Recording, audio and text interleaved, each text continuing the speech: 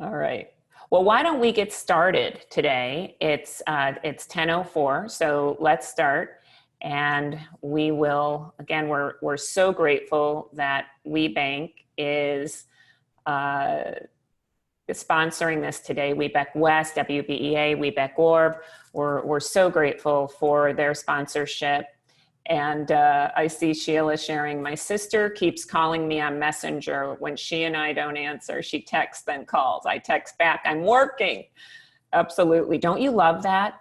All of those little dings, or you see if your phone is next to you, you see texts or calls coming in, and it's hard, right? To know, okay, which of these do I respond to?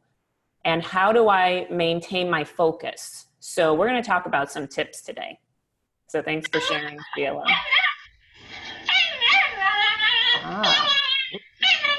Okay.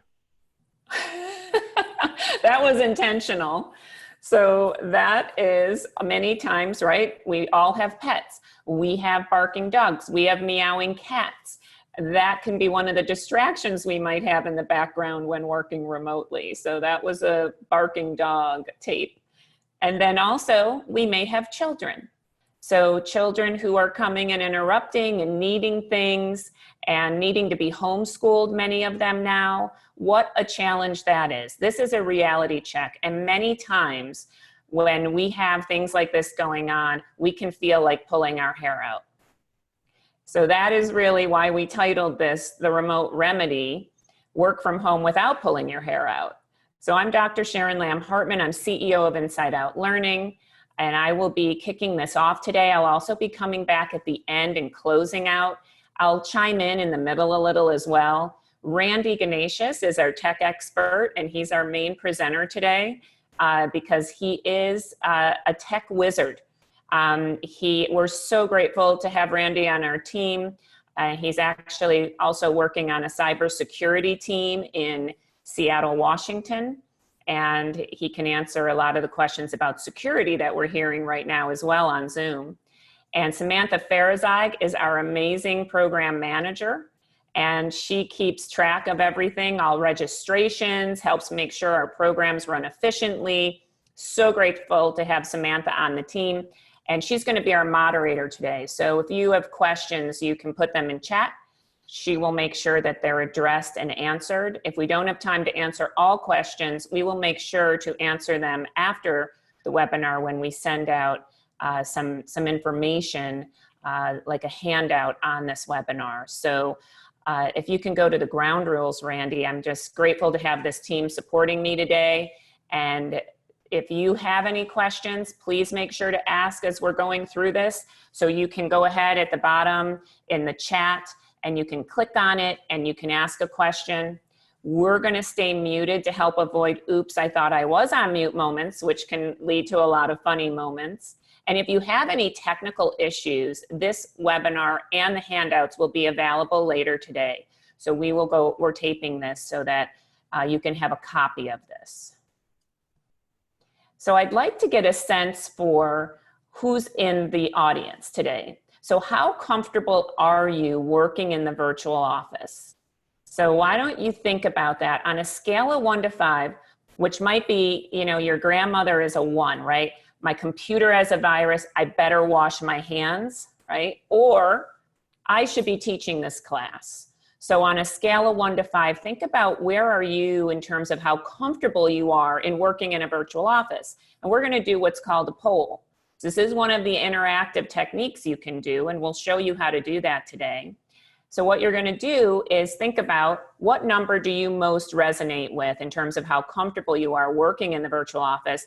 Click the number and hit the submit button. And then what happens is Randy's going to be monitoring that poll and put the results up. So we'll be able to see, this is a quick way of getting interaction right from the start. And again, we will show you some ways of how to do these polls on Zoom. And they also exist on other platforms as well, like WebEx and Google Hangouts. So if we take a look, this tells us a lot of good information. All right, so you can see, you should be able to see the poll results here, where about 50% are saying, hey, we're above average. We're pretty comfortable working in a virtual office. Then we go to average, right? And then some of you feel, hey, I'm pretty good. I should be teaching this class. And then a couple who are 1 or 2s. So we can see, wow, this tells us who's in our audience today. So that means we have to cover the gamut. We have to show some advanced things for those of you who feel you're above average and could be teaching the class. And we also need to show some introductory things as well. So we'll make sure to cover that wide range today in the webinar. So the purpose of today is to provide the remedy and tips for successfully working from home. And we want to prevent you from pulling your hair out. We want to prevent you from disliking any human or pet that you're living with. And we want you to make that transition with ease, efficiency, and productivity. Some of us are used to working from home.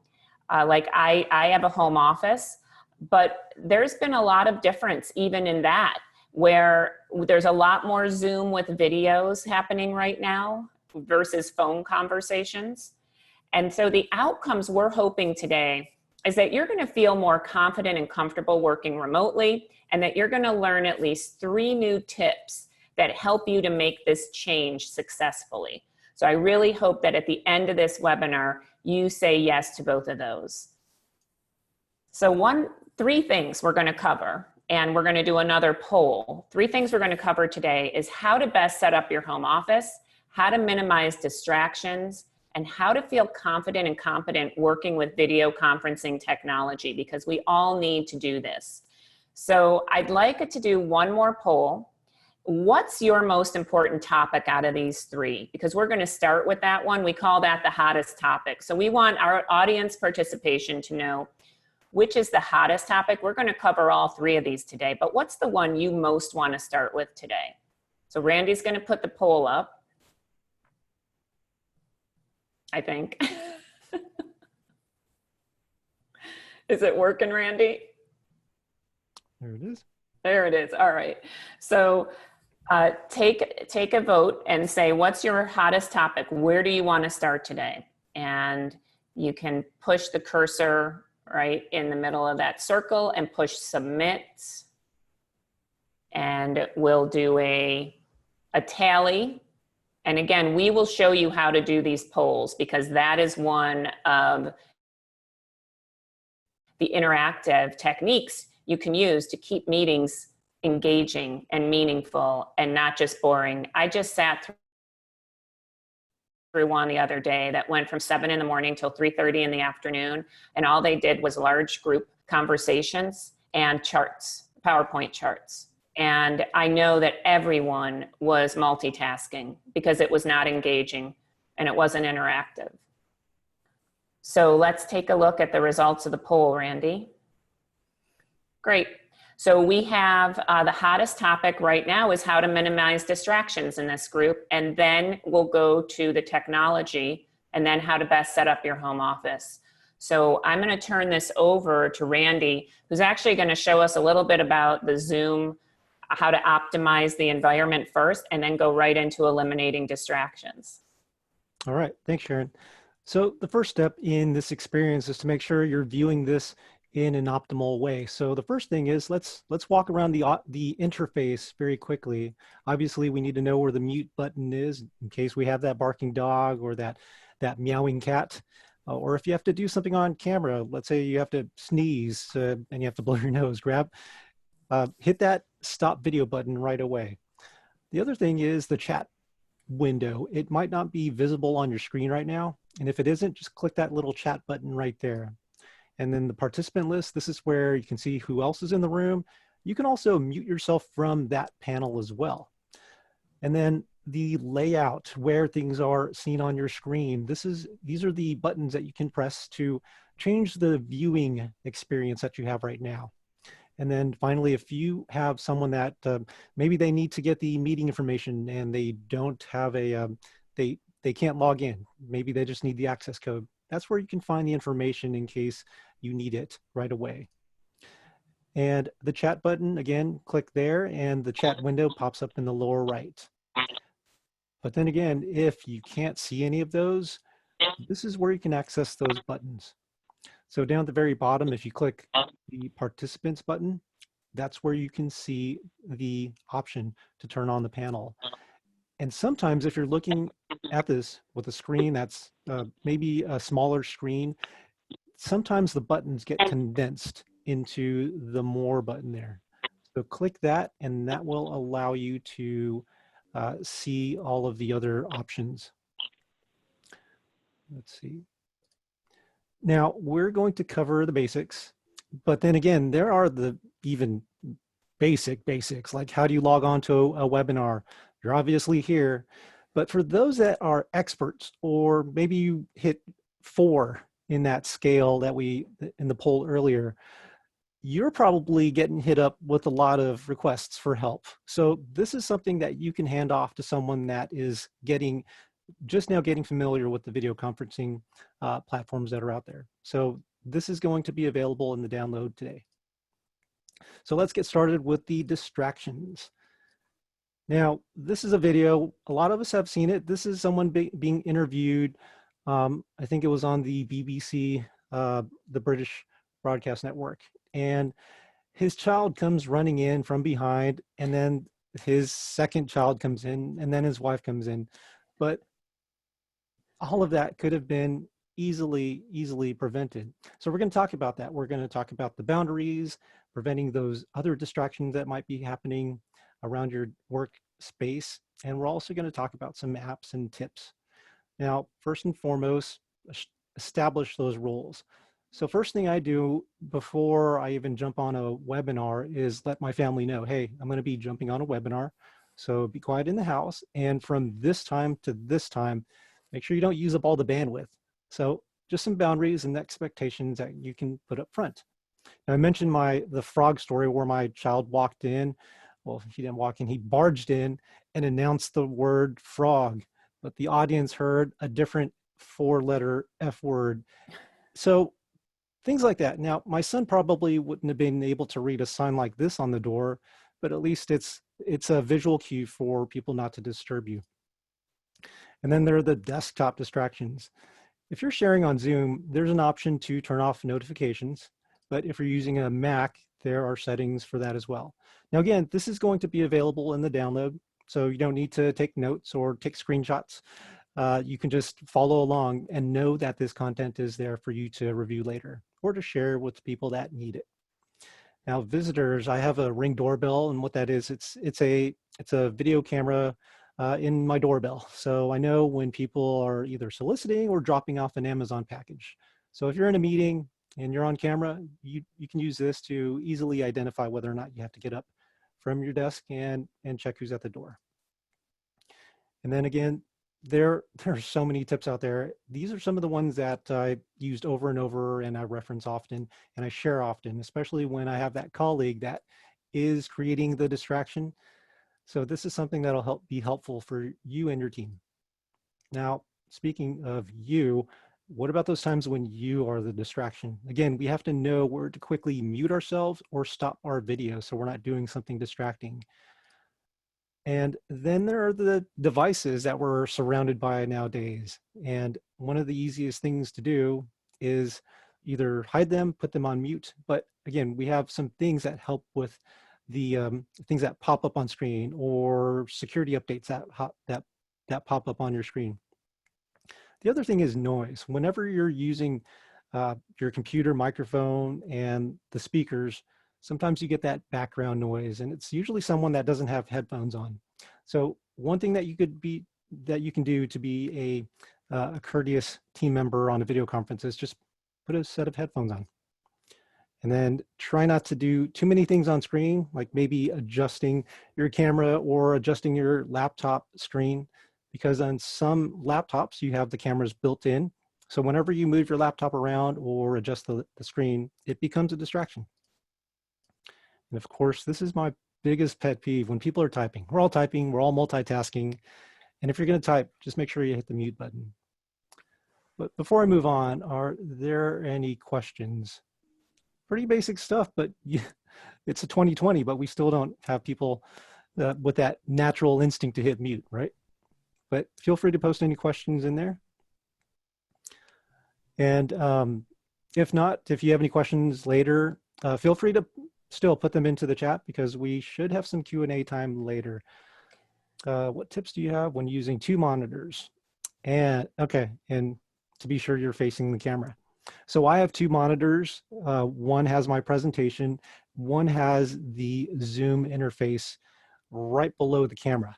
So one thing that you can do is if you're doing a presentation, move the presentation to one monitor and then move the Zoom interface to, or WebEx or Google Hangouts, whatever application you're using, underneath the camera. So that way, when you're looking at your content or your notes or whatever you're typing, it looks like you're engaged when you might actually be chatting with your colleagues. But yeah, that's a good question because last thing you guys want to see is the side of my head where I am losing some hair and I'm trying to be engaged, but I'm focused more on my content than you. So that's another thing. When you as a presenter are not looking at the camera, that gives the audience permission to disengage. So just think about that. Just the simple monitor placement and your programs can be very impactful for your audience. Okay. And if I could add one thing, you know, some of us have children, and even when you tell them, please don't come in, they may come in anyway. And if they do, I sometimes will tell, if I'm in a big meeting, I'll say, you know what, I just want everyone to know, I've told my children not to come in, but if they do, I apologize. And that kind of sets the tone because everyone can relate and no one's expecting perfection in these times. So then if a child does come in or a pet, you might say, you know, that you might hear my barking dog, I apologize. Just say it up front, and people are very understanding in these times if you do happen to have an interruption. Yep, thank you, Sharon. So along with that, along with expected noises, there's a garbage truck that is, I can hear the garbage truck approaching right now. But the thing is, remember, if you use headphones, chances are you're using something that has noise canceling features in it. So another useful tip for eliminating the distractions for your audience. Okay. So video conferencing basics was next on the list. So let's go there. Can we relate? We have some people in our audience that we can relate to. And yeah, this image might be overused quite a bit, but there's so many things that you can plug and play in here. It's funny. But we're going to talk about the basic things when it comes to your system. And one thing that is at the top of everyone's mind right now is security. So we'll talk about that first and foremost, but along with the other functions that you need to know when you're jumping onto any video conferencing platform. Now, we've heard it in the news. There's a lot of issues with Zoom, and some of them are actually just blown out of proportion. Some are legitimate, but the idea is that we just want to make sure that we do our due diligence, put passwords on our meeting rooms, don't share links on social media. That's actually what causes a lot of these interruptions. In Zoom and in WebEx, there is an option to remove people and remove them permanently. So make sure you look at those different settings in Zoom.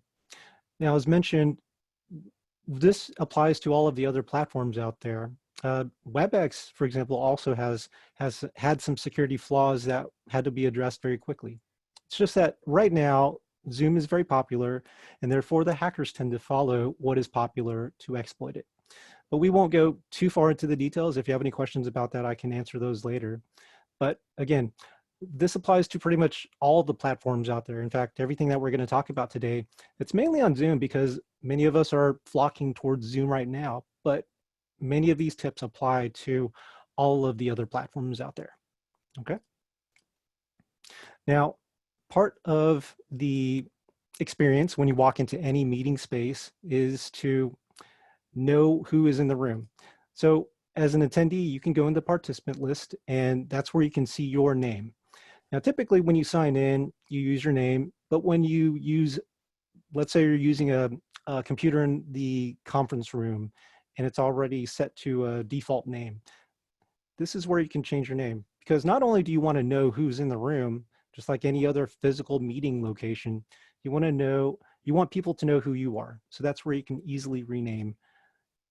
Now, the other thing is from the participant panel, this is where you can also change your name and mute yourself, stop your camera. You can also chat directly with other people through this panel here.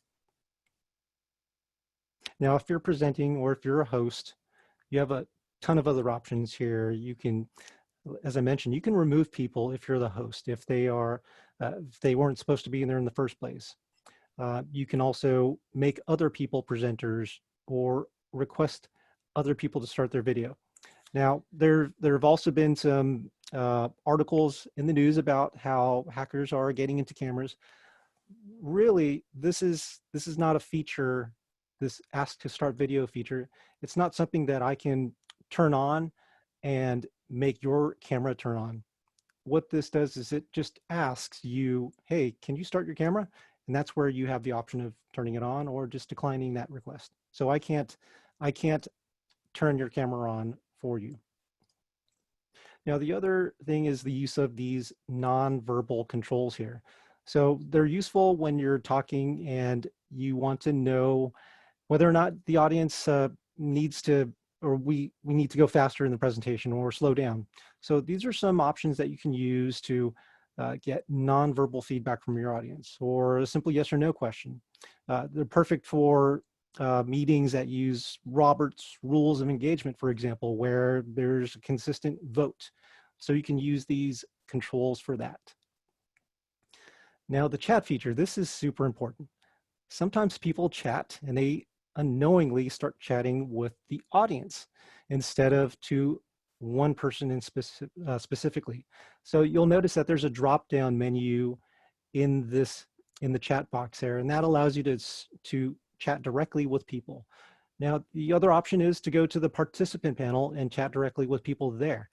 That way you don't run the risk of accidentally sending a message to everyone. Maybe it's some sensitive information, which you probably shouldn't do in the chat anyways.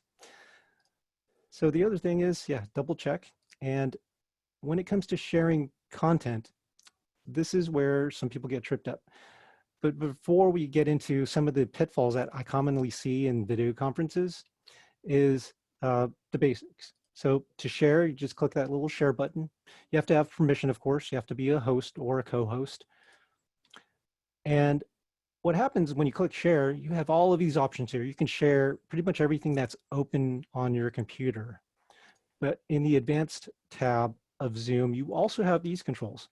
Like right now, I'm only sharing a portion of my screen. I'm sharing the monitor that has the presentation on it. So it's great to have these other features. If you're a doctor and maybe you have a second camera, so one for you and one for an item that you need to demonstrate to your audience, it's useful to have that second camera option. And of course, if you are sharing and you have content on the cloud somewhere on Dropbox or Google Drive, you can access those here as well. Now, this is what trips up most people when they start sharing for the first time. They hit share, everyone sees their desktop as they should, but then Zoom's controls or WebEx controls for that matter, they all disappear. Now what happens is it floats up to the top, and with the screenshot right here, this shows you where it is. It's usually at the top. You might have to mouse over the top of your screen, but that's where the controls are. And when you're chatting and you're sharing your screen, you don't see the chat box by default. So that's where you can find those controls as well. Now, the other thing is when people share video, this is also where people get tripped up. They forget to share the computer audio. And that's what this option right here is for. It's to share the computer sound. So you heard the barking dog earlier, the intentional barking dog, and that's because we had that checked.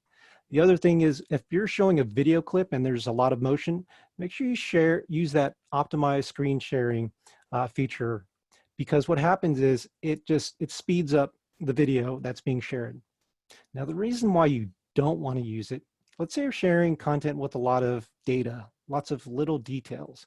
That's when you don't want to use that, because what happens is your video becomes much clearer to the audience when you don't have that checked. So consider that when you're sharing video or sharing data, okay? Hey, Randy, we have a Yes. question. Yes. Mila would like to know, is GoToMeeting the same concerns around security? Yeah. So again, it doesn't matter which platform you're on. You have to go through the due diligence of making sure that the meeting information is secured. There's even a host key that I very often see getting shared. Whenever a meeting or a webinar is created, a host key is also created. That's, as it sounds, it's the key to run your meeting. And the reason why we have the host key is, let's say your computer crashes and you have to jump onto the webinar as a host. You need to have that key to take back permission and take control of the meeting. So one thing that I see very often is people share that in the invite. That's a big no-no. So along with that, just make sure you safeguard the sensitive information that that should belong just to the team or yourself in a webinar. The other thing is the use of links. Whenever you share a meeting link, sometimes it has the password in it. And that's the reason why we see a lot of these, what's called Zoom bombings, where people, they share the link, but they unknowingly include the password in it. So that's been addressed. And the other thing is when you don't have a password, that's the other thing. You have to have a password if you want to protect your webinar, because once someone has a link, anyone can get into it. Okay. But that's a great question. Now we're going to go into the intermediate to advanced features, but we're just going to give you a quick preview because there's so much content. And one of the things that we've seen is we've seen some of these webinars go on to tangent because there are so many details. So we're going to go with the basics and just how to get started with them. So the first thing is polling. In fact, let's do a quick poll. Now, change curve. Sharon is an expert when it comes to organizational behavior. So I'm going to run this poll here, but I'll let Sharon talk to it.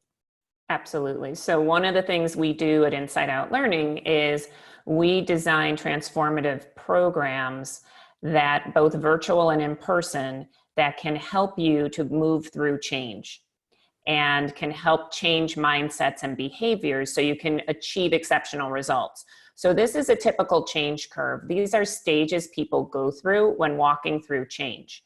So this is an example of how you might use a poll.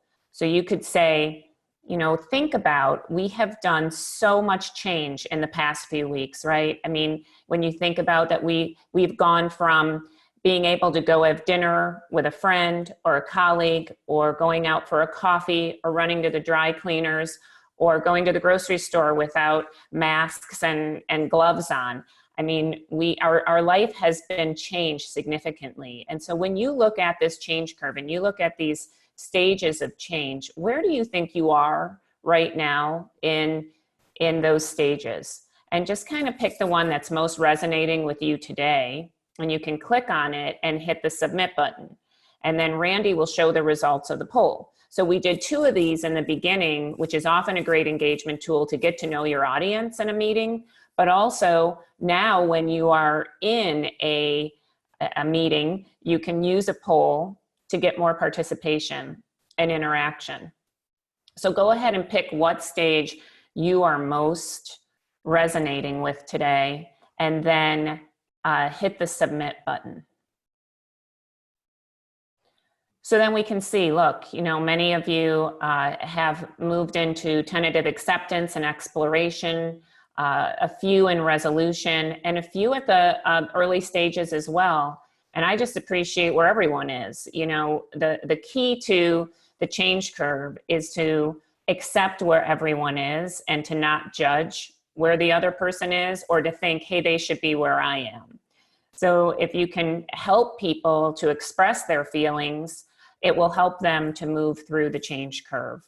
And that's something we have to keep in mind in these times, is to exhibit that empathy and compassion to allow them to do that and support one another in doing it. All right. Thanks, Sharon. So to use the polling feature, it's simple. You just have to have the right features turned on. And the thing is, you also have to have a license. So there's the free version of Zoom, but then there's the paid for version, which includes this. Now, we can talk features and and details all day about what platforms have what, but we're focused on Zoom here. But most of the platforms out there, pretty much 99% of them have polling features in them. But in Zoom, to start it, you just click on the poll feature down there. And when you launch it, you have the option of editing it right away. But a good rule of thumb, make sure these polls are set in advance. So these polls that you saw earlier today, they were already plugged into Zoom. Now, as you noticed, you saw the results pop up on screen, and you have the option of actually showing it.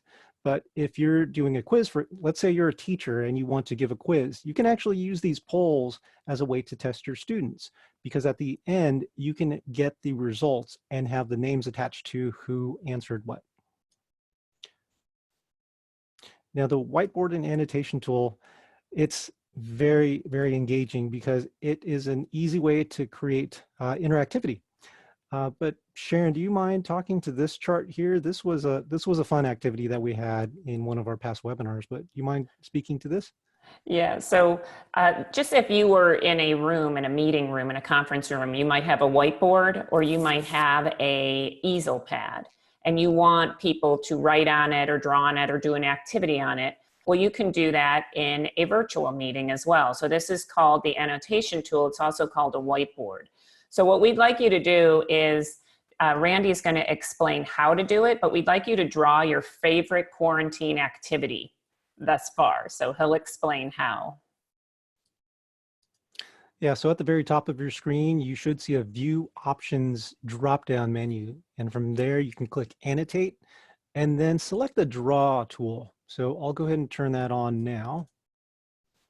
And you should be able to start scribbling on screen.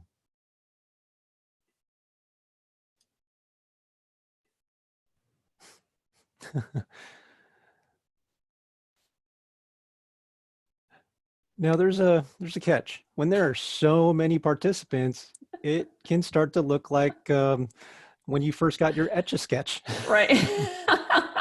Right. This is looking like abstract art right now. I kind of like it though. Yeah, but through the noise, you can see the martini and the wine glass. You can see the ocean there. So it looks like maybe some people love the water. And I see a book.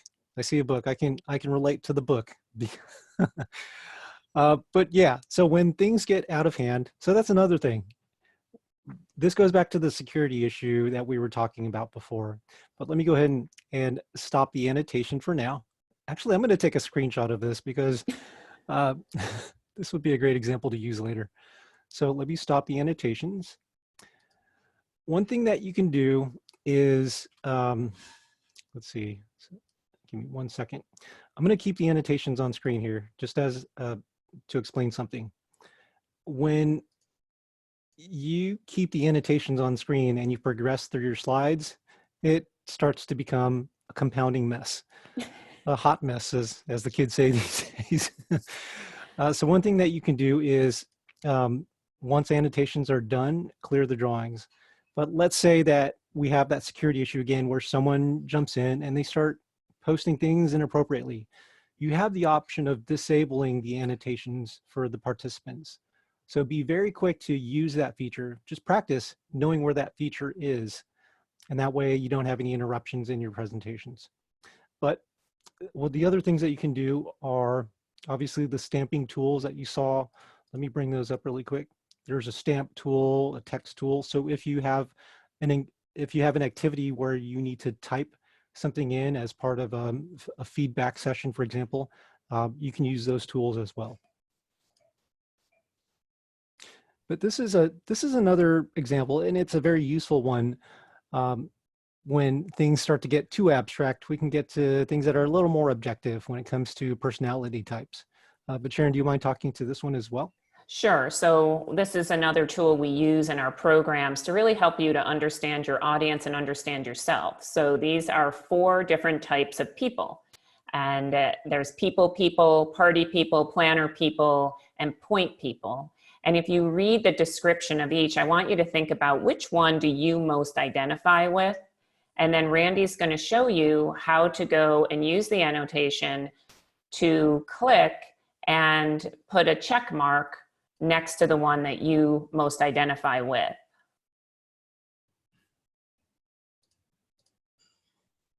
So you want to go up to that view options. Again, if you go to the top of your screen and hover around the top of your screen, you're going to go to view options. You're going to go to annotate, and you're going to go to the stamp this time. And you can choose whether you want a check mark or a star or a heart, whatever that is, and click on it, what you want, and then go to the personality type that you most identify with.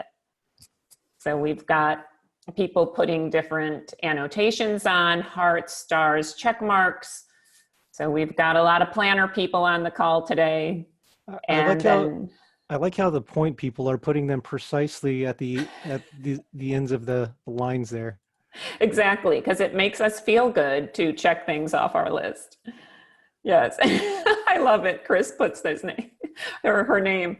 I love it. So that's great. I feel then you could use this as a dialogue tool, and you could also even put people in small groups around what personality type they are, or mix the groups and give them something to talk about in the group. And something to keep in mind is when you are thinking about knowing your audience and tailoring your message to your audience, really think about who is the decision maker in your audience, and you want to talk that language, not your own, but their language. So that's a quick teaching on this tool. Hey, Randy? Yes. We have someone who is not getting the annotate button. Telling me it's grayed out. Yeah, so we turned it off a few moments ago, but whenever it is turned on, then that's when it's available. So I might have disabled it at a certain point when they started to access that feature. The other thing is most platforms, if you're using the web version of, let's say, Zoom, some of those features are not available. So just keep that in mind when you're launching a webinar. Yeah, so the version we're in right now of Zoom is called large group meetings. So it is a little more per month, but it allows 1,000 people to get on, and it allows you to do all of these different things like breakout rooms and annotation. Whereas the webinar version allows less. You cannot do breakout rooms with the webinar version, and I think one other, but I'm not sure which one, Randy. Yeah, and so we can share a list of a comparison chart of all of the features as well. But along those lines of sharing information after this, I see that Andrea said that she couldn't see the draw option. So we'll send, if there's anything that we missed or anything that you have questions for later, we'll reply with the solution, or maybe even a video clip of how to do something that you're asking for. Okay. But along with the breakout rooms that you mentioned, Sharon, I'll quickly talk about those. It's a very, very useful feature in all of these video conferencing platforms. And what's nice is you have the main room, but then you want to break them out into smaller groups, maybe to talk about different topics. Maybe you're a project manager and you want people to focus on this area of the project and another area of the project in another room. So that's the nice thing about using the breakout rooms. And with all of these platforms, you can jump into all of them as the host, which is nice if you're moderating, for example. So in Zoom, it's 50 rooms. I'm not sure how many are in WebEx, but it's relatively the same number. And the other thing is, in Zoom, you can manually assign people to rooms. So in this example here, we just click on assign, and then we can select who to put into each room. There's also the option of making Zoom do this automatically. So if you have 200 people that you need to assign, it might be easier just to automatically assign them. But at the same time, you can jump into those rooms and assign certain people as hosts or co-hosts.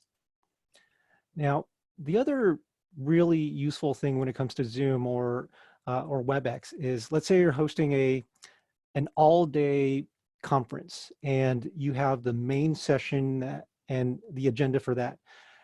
If people need to jump into another area of the agenda, for example, let's say there's another breakout session that's focused on another topic, what people can do, depending on these settings, is jump into those other breakout sessions at their leisure. So that's a really cool feature with these breakout rooms. And at the end, you can bring people back in. You can give them a time to come back in or move them automatically. So you have the option of broadcasting message to all of them. But once you click close all rooms or end breakout sessions, you can bring people right back to the main room where they can maybe do a debrief or share the insights that they came up with in those breakout rooms. Those are just a few of the advanced features. We can go into further detail. We do trainings for the teachers, for example, that need to convert their curriculum from the classroom, from a physical classroom to the online classroom. So we can help with that as well. Those polling sessions, we can help with very effective polling methods to get valuable information. And then the whiteboard, you saw the difference between going from the usual Etch-a-Sketch board to something that actually draws information in from your audience and shares and informs them as well. So we can talk about that as well. But the basics, we had basics on the agenda as well. But before I move on to the just the basic setup of your home environment, any questions? Let's see, I'll give a couple of moments there. But yeah, there are just so many advanced features with all of the platforms out there. But again, these apply to pretty much all of them. Everything that we're sharing today pretty much applies to all of the platforms out there. All right, so let's go on to the home office. And this is what we all expected. This is what my neighbors thought they were expecting as well. Chatting with them, they were they looked forward to the work from home mandates here in Washington, but they quickly learned how things just started to get out of hand. So I'm the neighborhood nerd. People call me for advice on how to set up this and that. So that's another reason I love having this guide, is it's something I could just hand off to them. But we're going to talk about just the basics of getting your area set up, because I've seen some of you already. I've seen the backgrounds. I've seen the distracting things in the picture. But before we get into that, let's talk about the physical space. Let's talk about how your laptops that many of you are on right now, you're probably looking down at the monitor right now at the table. And this is the perspective that I get the top of your head. So a simple fix and an ergonomic fix is to raise that monitor or raise that laptop up to be at eye level, because your web camera is at the top of the bezel of your laptop. So that's a simple fix. Now, this is a link right here that goes to Amazon. It goes to the bestseller list for mounts and stands. And that's the other thing that's in this download, is a link to many different things that you can purchase for your home environment. Now, one thing that I added to my basic chair here was just a seat cushion, and that helped add another few hours of comfort. So simple things. You don't have to spend too much money out there to improve your workspace. Now, this was a huge thing that helped me, and that's the use of these blue light blocking glasses. And what that helps is, with me, it helped reduce eye strain. And I noticed a huge difference when I didn't use them. I had headaches before, but after using them, it was very noticeable. So it might help for you, it might not, but try it out. You never know. Now, this is probably the easiest thing that you can do to improve your experience in these video conferences, is just to update your computer, because security fixes happen in those updates, especially with Zoom, of course. So make sure that you do your part and make sure that you do your updates, because the last thing you want for your team is to spread a virus. Let's say you're opening up an attachment because you didn't update your computer. So be part of the solution and make sure you update your computer. And if you do have that virus, you might have to restore or reset everything on your computer. But it's horrible when you have to do that and you don't have your data. Now, we can't go into all of the details, but the details are in the download. So these links right here go to Windows and Mac on how to do those data backups. Now, one thing that you can also do a very simple fix. It's just to optimize your computer. So running the defrag for Windows or the hard drive optimization in a Mac. These are tips that are in these links here. So run through this and you will notice a difference in how your computer performs in waiting for something to load on screen. But then again, there's the network, waiting for things to download. And the other thing is, now that we're all on, many of us are on camera, we have to have the bandwidth. If you don't, you might be stuttery, your video might be slow, and you might not have the capability of using your video. So that means you have to use audio only. So a quick thing that you can do to check is just go to speed test. So this is a screenshot of speedtest.net. Once you hit go, it runs a download and an upload test. And the important thing here is the upload, because if you're expected to be on camera, have at least 5 to 10 megabytes of upload speed. Because if things such as maybe the kids are using Zoom as well, so that takes away from the bandwidth. So just make sure you have enough beforehand, or make sure that everyone in the household knows not to jump onto the web and stream things as you're presenting. So included in this are some tips on how to improve your network. And I didn't know this, but your router needs to be rebooted every once in a while, because it's just like a computer. It's got memory, it's got to be refreshed. Maybe the DNS servers need to be updated and changed. And there are more details in that if you click on that to improve your home network link. And then Wi-Fi, same thing. Your Wi-Fi access points are also miniature routers that need to be rebooted every once in a while. But then there's the placement. So things like that are in the tips that are available in the download. Now you might notice Sharon's got a pair of earbuds on. I have a headset on as well.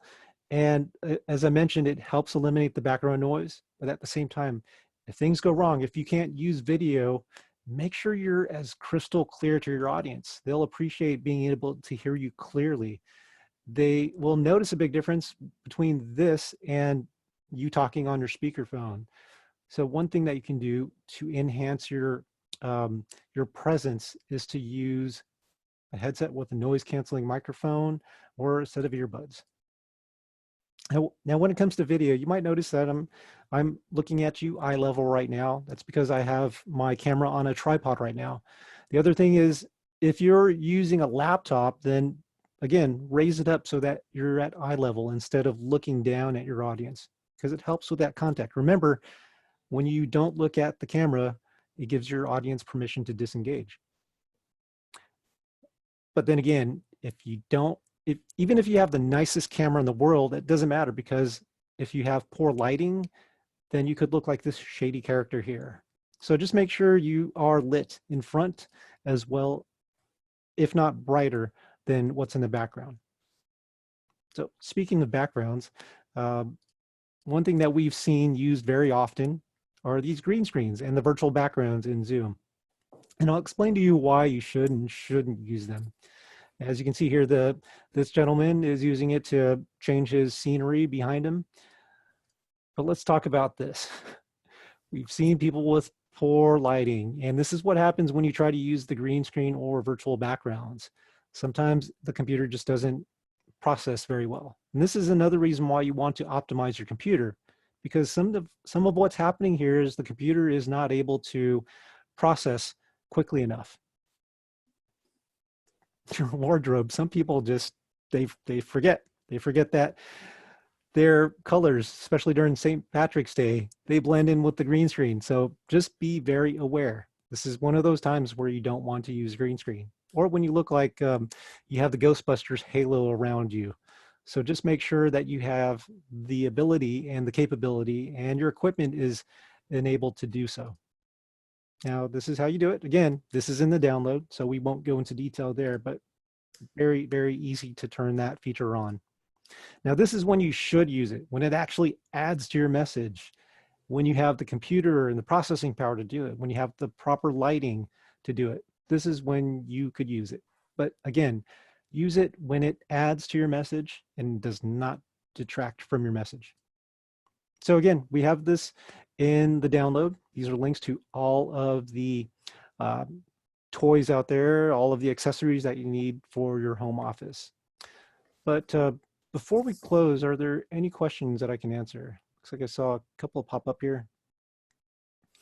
Let's see here. I got on a phone call. Well, let's see here. So there's a question about how to manage time for focused work when you're working from home and feeling like they're always getting IMs, video calling, even when their status is set to busy or on call. So the question is, are there any tips? There's so many methods of communication overlapping. You know, what tips can you use to help with that?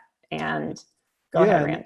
That's in the eliminating distractions section. There's actually a link that helps with the apps and the settings that you can put on your computer. Now on your phone, there is a do not disturb feature. So for my iPhone here, for example, if I swipe up, I've got a do not disturb there. But I think for the newer iPhones, you swipe down and that's how you can access that feature. But that's for the iPhone. Actually, the eliminating distraction section has a link for apps as well. And also on my computer, I will turn off notifications. So I'll say do not disturb. So I do not see the IMs coming in or the emails when I have to focus on something. And you can also turn your phone off or on airplane mode and just know, okay, for this next hour, I'm going to focus on something I have to get done, and I will get back to the people who are trying to reach me. Mm-hmm. Yeah, so what I've put on screen very quickly is this is a feature in Zoom. Now I'm looking at my second monitor, that's why I'm looking in this direction here. But you'll notice that there is a silent system notifications when sharing desktop feature. So what's nice about that is when you're sharing your screen, the last thing you want is to have something pop up on screen that is inappropriate for the meeting. So this is a very useful feature to turn on when you're using Zoom. I'm not sure if WebEx has that or not. Then there's also the option of just turning off the notifications. And that's, again, in the eliminating distractions section. But great questions. Sharon, I'm going to go ahead and pass the ball over to you here. So let's see here. So you're going to click for me though? Yep. Okay, great. So first of all, we really appreciate everyone being on this. We hope that we achieved our objective in terms of helping you get new tips for working effectively at home. If you want to continue with us, there's a couple ways. One is a free community of practice on LinkedIn. So you can go to this link, and this will also be available in that download that Randy's talking about. And we're going to continue to post tools during this time, best practices, and encourage dialogue. And so we encourage everyone to go check that community of practice out, and so we can continue to support each other as WBEs. Also, we are offering a webinar that's a 4-series webinar called Virtual Workplace Engagement, Where's the Water Cooler? And that's going to be once a week for 90 minutes. And it's going to have 4 modules. One is how to maximize technology to make your virtual meetings interactive. So that is something that we'll go into even more detail around the different platforms out there and how to do what Randy's doing today. And then building relationships virtually during challenging times. We still have to maintain relationships with our customers, with our stakeholders. So that's another module. And then we'll also talk about how to stay engaged and collaborative as a virtual team.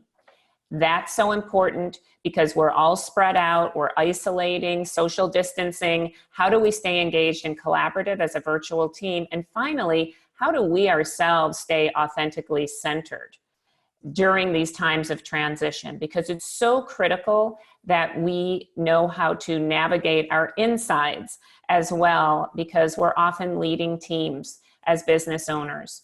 So we are going to be offering this webinar, and all webinars will be recorded. If you're interested but the dates don't work, please contact Sam. We're going to be running this quite a few times this year. And then also, we are offering a special discount today to anyone who participated in this, all the way up to Saturday, actually, that you can have a 20% discount off of the $199, and you can use the promo code WeBank. And there's a link there that we'll also send to everyone. So this is a time to really learn how to operate in that virtual world, and that's why we are offering this webinar series. We really want to thank WBEC for sponsoring this webinar today and for gathering us, because we need to support each other, and we really hope we gave some valuable information. And we encourage you again to go ahead and join that community of practice. And also, we're collaborating with Patty Macy's organization. I know many of you know her as well, to do an ebook on this content. And once that's ready, we will also send that out to you, because I know we went quickly over some of this, but you will receive the handouts, you'll receive the ebook, so that you can actually continue to look things up. You might go, how do I do that poll again? And you can go back to the information that Randy shared. So with that, I really want to thank everyone. If there's any additional questions, please definitely reach out to us. You can reach out through Samantha at insideoutlearning.com, and we will answer any remaining questions that you may have. So at this point, are there any additional questions? And I hope everyone really stays healthy and safe.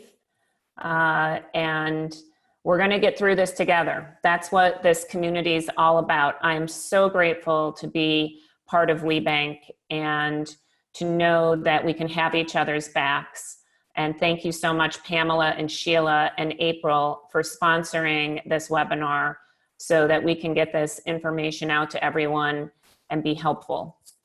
So we're really grateful. And remember that we are collaborating. We'll make sure that you get our ebook and that you receive the handout from today. Great. We so appreciate you being with us. Thank you so much. And I hope you have a wonderful day. Stay safe, stay healthy, and remember to use cleaning supplies before bringing those groceries in. So that's something that, what additional time, right, that we need to take right now. But I'm grateful that we're all happy and healthy and safe. All right, you take care.